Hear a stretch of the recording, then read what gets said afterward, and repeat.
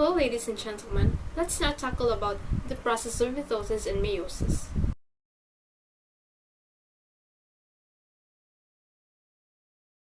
So what is mitosis? Mitosis is a process where a single cell divides into two identical daughter cells, or what we call the cell division. It is conventionally divided into stages or phases known as interphase, prophase, metaphase, anaphase, and telophase. So there are phases of mitosis. So let's come up to the interphase.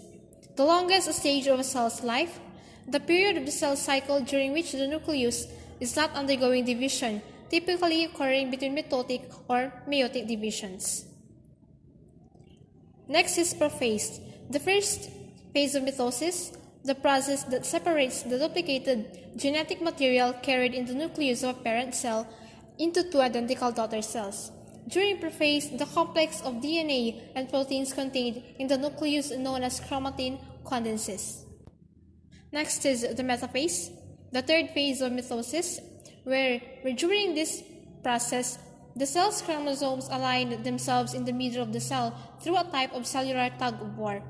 The chromosomes, which have been replicated and remain joined at a central point called the centromere, are called sister chromatids. Long protein filaments called kinetochore, microtubules extended from poles on either end of the cell and attached to the kinetochores.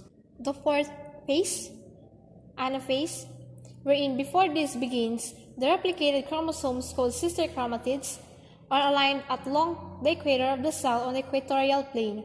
The sister chromatids are pairs of identical copies of DNA joined at a point called centromere.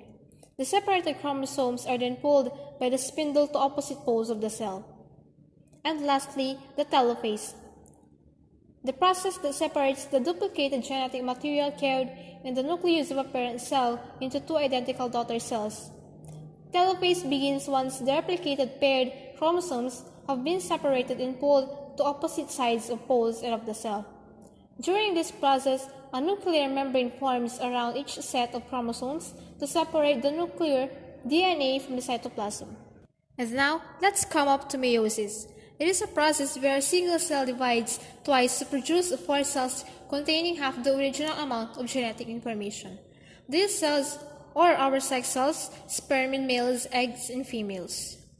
Meiosis 1, the first of two consecutive divisions of the nucleus of eukaryotic cell during meiosis, and composed of the following stages: prophase 1, metaphase 1, anaphase 1, and telophase 1.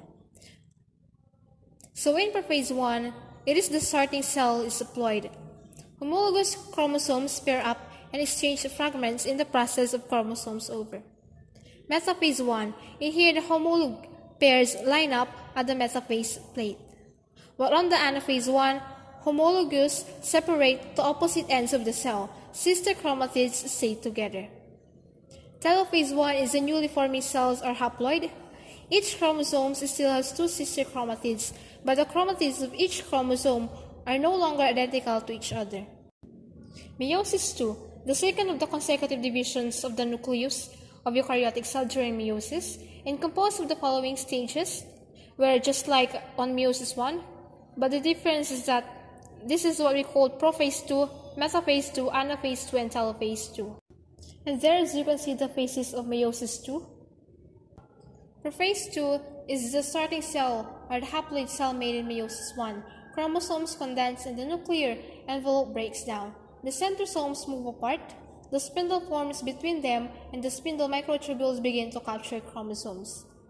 While in metaphase 2, chromosomes line up at the metaphase plate. Anaphase 2 says that sister chromatids separate to opposite ends of the cell. And lastly, on the telophase, the newly forming gametes are haploid, and each chromosome now has just one chromatid. For today, this is Ellie Casaplan, Bachelor of Secondary Education. Thank you for watching.